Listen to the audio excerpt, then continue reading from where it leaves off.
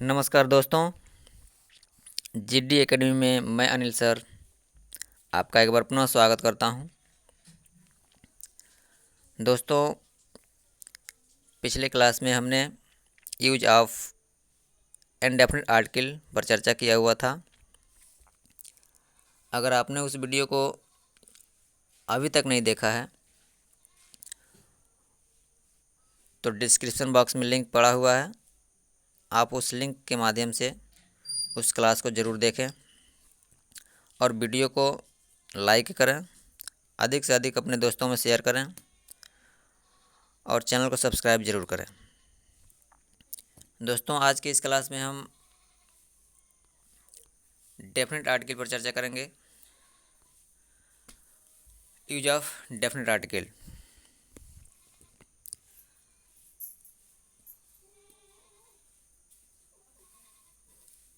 जैसे हमने indefinite article use में पढ़ा हुआ था कि किसी भी सिंगल काउंटेबल नाउन से पहले आर्टिकल का यूज किया जाता है। आइए देखते हैं कि डेफिनेट आर्टिकल से संबंधित जो महत्वपूर्ण रूल हैं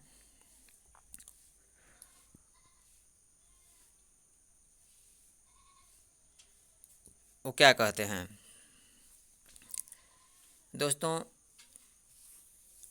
डेफिनेट आर्टिकल से संबंधित कुछ कंसेप्चुअल रूल हैं जो बहुत ही कम देखने को मिलता है। तो दोस्तों, इस वीडियो को पूरा अंत तक जरूर देखें। आइए आज की क्लास को स्टार्ट करते हैं।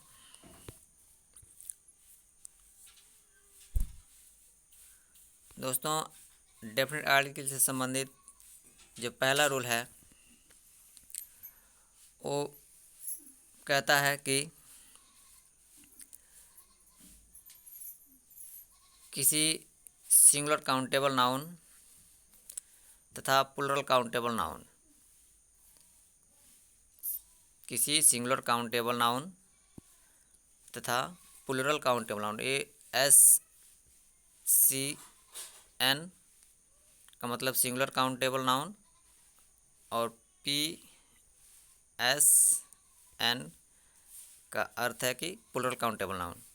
चूँकि मैं शॉर्टकट में लिखा हूँ तो इसको थोड़ा ध्यान से समझिएगा कि किसी भी सिंगुलर काउंटेबल नाउन तथा प्लूरल काउंटेबल नाउन से पहले द का प्रयोग किया जाता है। अब दोस्तों, थोड़ा सा आपको यहाँ पे कन्फ्यूजन हो रहा होगा कि आपने पिछले क्लास में सिंगुलर काउंटेबल नाउन से पहले बताया हुआ था कि आर्टिकल का यूज करते हैं। आप इसमें बता रहे हैं कि सिंगुलर काउंटेबल नाउन और प्लूरल काउंटेबल नाउन दोनों से पहले आर्टिकल का प्रयोग करते हैं और उसमें भी मतलब यहाँ डेफिनेट आर्टिकल द का प्रयोग करते हैं। तो दोस्तों, इसे आप ध्यान से देखें। पहले तो एग्जाम्पल देख लीजिए। I have a pen, the pen moves smoothly. यह एग्जाम्पल आपको मिला है, I have a pen, the pen moves smoothly. अब पेन चूँकि सिंगुलर काउंटेबल नाउन है, इससे पहले इनडेफिनेट आर्टिकल ए का यूज हुआ है। ये तो आपको बात समझ में आ रही है। बट यही पेन यहाँ पे आपको सिंगुलर काउंटेबल नाउन है और इससे पहले भी आपको द का यूज करना ए का यूज करना चाहिए अकॉर्डिंग टू पिछले रूल्स के अनुसार। लेकिन यहाँ पे दोस्तों एक चीज़ आपको बहुत ही ध्यान देने वाली बात है कि देखिए, जब किसी भी व्यक्ति से फर्स्ट टाइम में मिला जाता है तो हमसे अपरिचित रहता है, लेकिन उसी व्यक्ति से 2 बार मिलेंगे, 3 बार मिलेंगे, बार बार मिलते जाएंगे तो व्यक्ति हमसे क्या हो जाएगा, परिचित हो जाएगा। तो ऐसा ये माना जाता है कि फर्स्ट टाइम में हम अगर उस व्यक्ति से मिल रहे हैं, चाहे वो कोई भी हो, तो मेरे लिए वो क्या है, इनडेफिनिट है। बट जब उससे 2 बार मिलेंगे, 3 बार मिलेंगे, उससे बातें होंगी तो उससे हमारा जो परिचय हो बढ़ जाएगा और उसको हम एक तरह से जान जाएंगे। तो हमारे लिए वो एक तरह से डेफिनेट ही हो जाएगा। ठीक है, तो इसलिए इस सिंगुलर काउंटेबल नाउन पी से पहले द का प्रयोग किया गया है। यहाँ पे मैंने इसको नोट में लिखा भी हुआ है कि जब कोई सिंगुलर काउंटेबल नाउन किसी वाक्य में पहली बार आता है, जब कोई सिंगुलर काउंटेबल नाउन किसी सेंटेंस में, जब कोई सिंगुलर काउंटेबल नाउन किसी सेंटेंस में पहली बार आता है तो उससे पहले ए या एन का प्रयोग किया जाता है, परंतु उसकी पुनरावृत्ति की अवस्था में या उसकी पुनरावृत्ति होने पर, जब वो रिपीट होता है, तो डेफिनेट आर्टिकल द का प्रयोग किया जाता है। और ऐसा माना जाता है कि वह अब वक्ता से परिचित हो चुका है, अतः वहाँ पे द का प्रयोग किया जाता है। यानी एक सेंटेंस में अगर एक सिंगल काउंटेबल नाउन पहली बार आता है और उसके बाद उस सेंटेंस में जितनी बार भी आएगा, यानी उसके पुनरावृत्ति होने पर वो जितनी बार आया, 2 बार 3 बार जितनी बार आया, तो उससे पहले ए या एन का प्रयोग नहीं करेंगे, उससे पहले द का प्रयोग करेंगे। ठीक है, तो ये थोड़ा सा समझने वाला रूल है कि अगर किसी सेंटेंस में एक सिंगुलर काउंटेबल नाउन आता है तो उससे पहले हम ए का प्रयोग करते हैं या एन का प्रयोग करते हैं डेफिनेट आर्टिकल का। और जब वही सिंगुलर काउंटेबल नाउन मतलब उसी सेंटेंस में रिपीट हो जाता है, तो जितनी बार रिपीट होगा उतनी बार उससे पहले द का प्रयोग करेंगे। नेक्स्ट रूल है इसका, द का प्रयोग किसी भी प्लूरल काउंटेबल नाउन से पहले भी किया जाता है। अभी तक आपने पढ़ा था कि सिंगल काउंटेबल नाउन से पहले द का प्रयोग, सिंगल काउंटेबल नाउन से पहले आर्टिकल का यूज किया जाता है, बट यहाँ पे थोड़ा सा एक आपको रूल एक अजीब टाइप का दिखाई दे रहा है कि द का प्रयोग किसी प्लूरल काउंटेबल नाउन से पहले भी किया जाता है। तो ऐसा क्यों होता है, आइए इसको देखते हैं। जैसे कि एग्जांपल देखिए, दीज आर द गर्ल्स, क्योंकि ये गर्ल्स क्या है, प्लूरल काउंटेबल नाउन है। क्योंकि ये गर्ल्स आप देख पा रहे हैं कि प्लूरल काउंटेबल नाउन है, फिर भी इससे पहले आर्टिकल का यूज किया गया है। Who participated in the annual function of the school. लेकिन दोस्तों यहाँ पर आप देखिए, क्योंकि एक गर्ल्स प्लूरल काउंटेबल नाउन है, बट आप इस सेंटेंस के अर्थ को देखिए कि these are the girls who participated in the annual function of the school. मतलब यह वही लड़कियां हैं जिन्होंने स्कूल के एनुअल फंक्शन में क्या किया था, भाग लिया हुआ था। अब स्कूल में तो बहुत सारी लड़कियां होंगी, बट उसमें से क्या सभी लड़कियों ने एनुअल फंक्शन में भाग लिया होगा? तो ऐसा नहीं होगा। उसमें से कुछ लड़कियां, 2 लड़कियां, 4 लड़कियां, 10 लड़कियों ने ही उस एनुअल फंक्शन में भाग लिया होगा। अतः उन लड़कियों को हम क्या कर सकते हैं, काउंट कर सकते हैं। वो भले प्लूरल नंबर यहाँ पे दिख रहा है, लेकिन उन लड़कियों का रिकॉर्ड मेरे पास रहता है। उन लड़कियों को हम काउंट करना चाहें तो काउंट कर सकते हैं कि कितने लड़कियों ने उस एनुअल फंक्शन में पार्टिसिपेट किया हुआ था।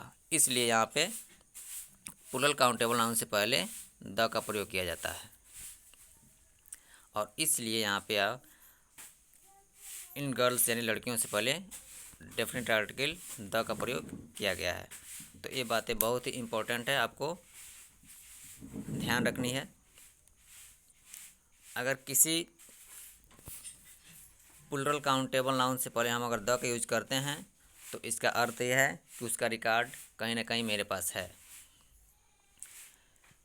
ठीक है,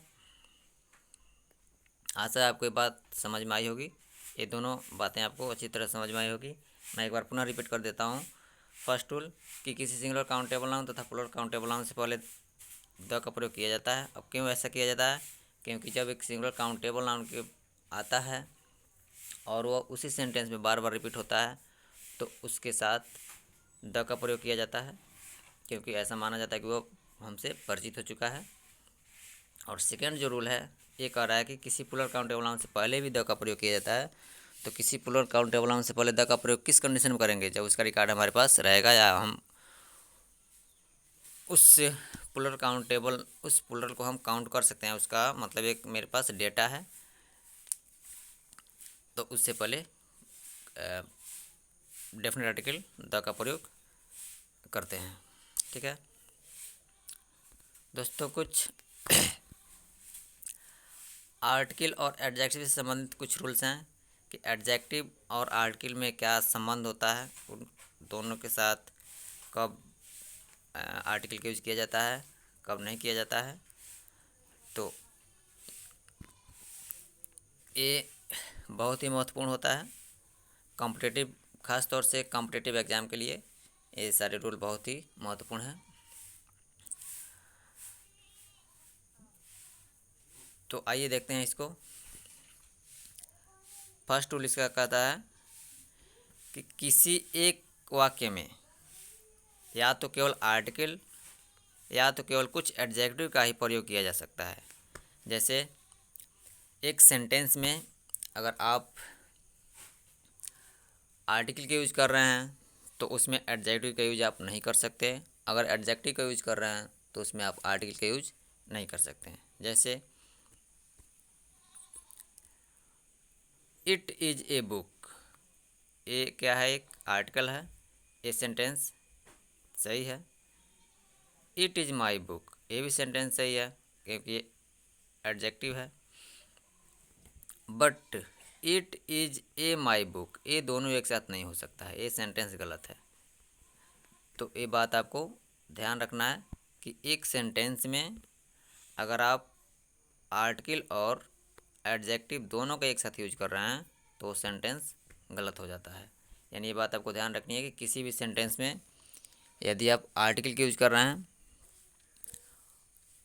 तो उसके साथ एडजेक्टिव का यूज नहीं करेंगे, और एडजेक्टिव का यूज कर रहे हैं तो उसके साथ आर्टिकल का यूज नहीं करेंगे।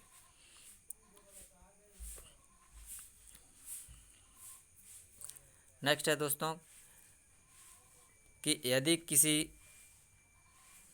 किन्हीं दो व्यक्तियों में या किन्हीं दो वस्तुओं में तुलना की जाए, ठीक, अगर किसी दो व्यक्ति या वस्तुओं में अगर तुलना की जा रही है और उस तुलना के लिए वर्ड देन और टू का प्रयोग किया गया हो या प्रयोग किया जाता हो, यदि हमें किसी व्यक्ति या वस्तु में तुलना करनी हो और उस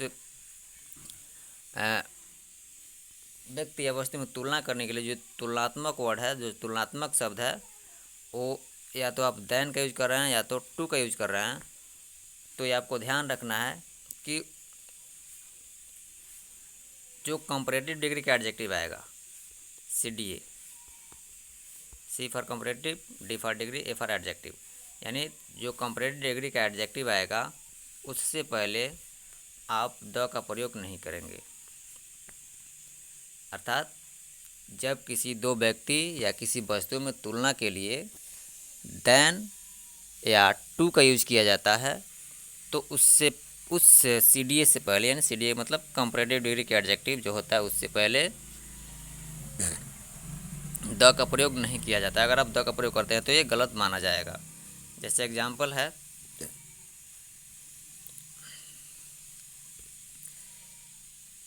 कि she is more beautiful, she is more beautiful then her sister.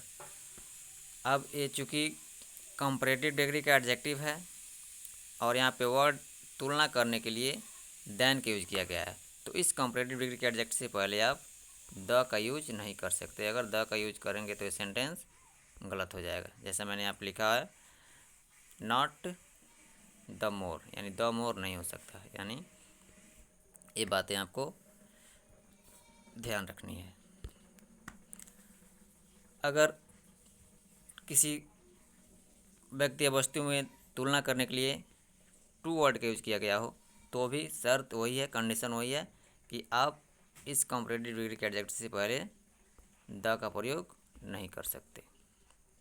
जैसे he is junior to me, यहाँ तुलना के लिए टू वर्ड का यूज किया गया है, अतः इसके पहले जो कंपैरेटिव डिग्री का एडजेक्टिव आएगा, कंपैरेटिव डिग्री का जो एडजेक्टिव आएगा, कंपैरेटिव डिग्री का जो एडजेक्टिव आएगा, इससे पहले द का यूज नहीं कर सकते। ठीक, ये बातें आपको ध्यान में रखनी है। इससे संबंधित जो थर्ड रूल है वो क्या कहता है कि यदि तुलना के लिए, यदि कंपैरिजन के लिए, तुलना के लिए वाक्य के किसी भाग में ऑफ द टू का प्रयोग किया गया हो, मतलब सेंटेंस में तुलना के लिए ऑफ द टू का यूज किया गया हो, तो उसके साथ आए हुए जो भी कंपैरेटिव डिग्री का एडजेक्टिव होगा उससे पहले द का प्रयोग अवश्य किया जाता है। यानी जब आपको सेंटेंस में देन और टू कंपैरेटिव के लिए कंपैरिजन के लिए वर्ड मिलेगा तो उससे पहले द का यूज आप नहीं करेंगे। अगर सेंटेंस में आपको सेंटेंस के किसी भी भाग में तुलना के लिए ऑफ द टू वर्ड मिल रहा है तो उससे पहले आए हुए कंपैरेटिव डिग्री के एडजेक्टिव से पहले द का प्रयोग अवश्य करते हैं। जैसे एग्जाम्पल देखिए इसका, this is the better of the two, of the two, इस सेंटेंस आपको वर्ड मिल गया ऑफ द टू। अब इससे पहले जो भी कंपैरेटिव डिग्री का एडजेक्टिव होगा, यानी जैसे यहाँ बेटर है, ये चूँकि ये क्या है, कंपैरेटिव डिग्री का एडजेक्टिव है, तो इससे पहले आपको द का यूज निश्चित ही करना होगा। ठीक है दोस्तों,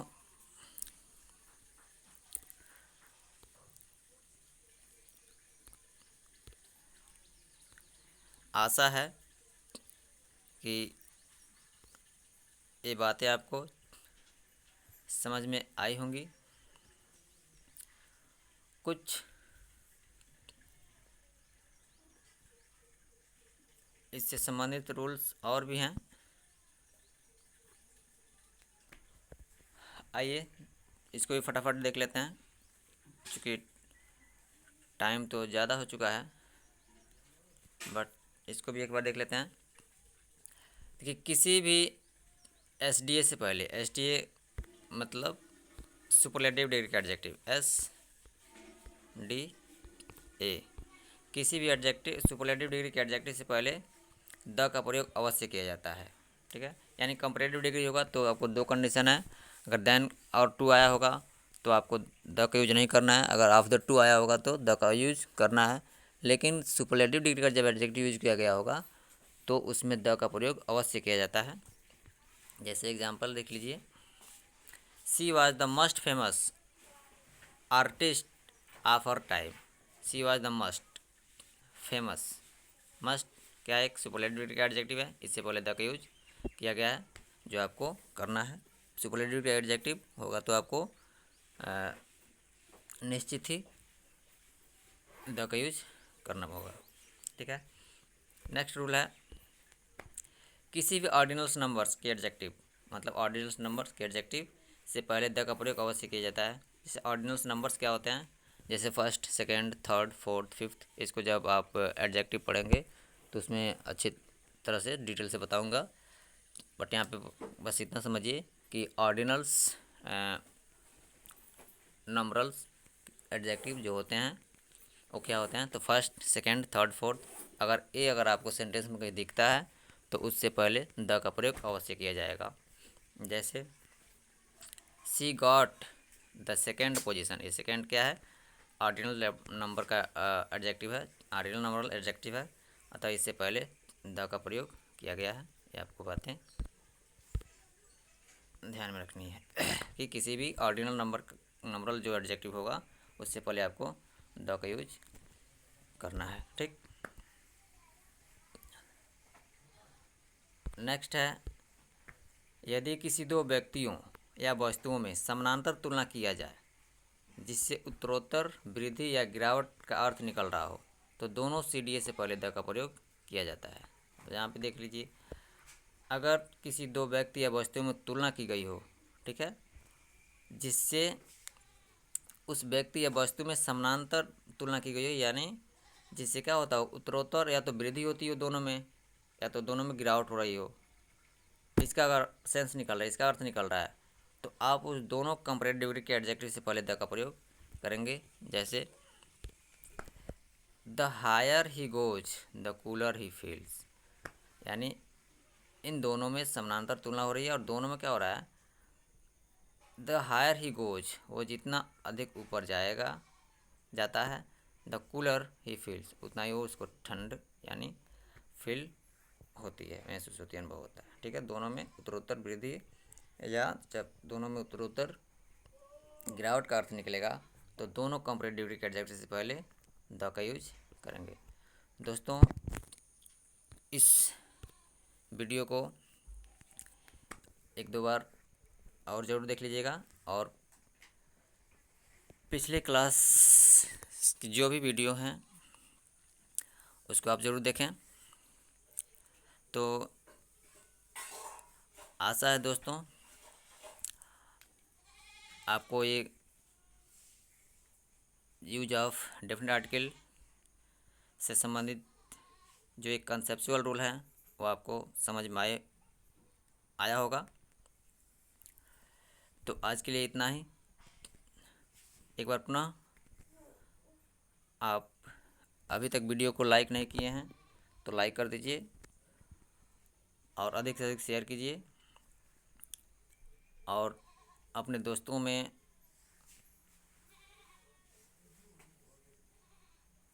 शेयर कीजिए और चैनल को सब्सक्राइब कीजिए। धन्यवाद।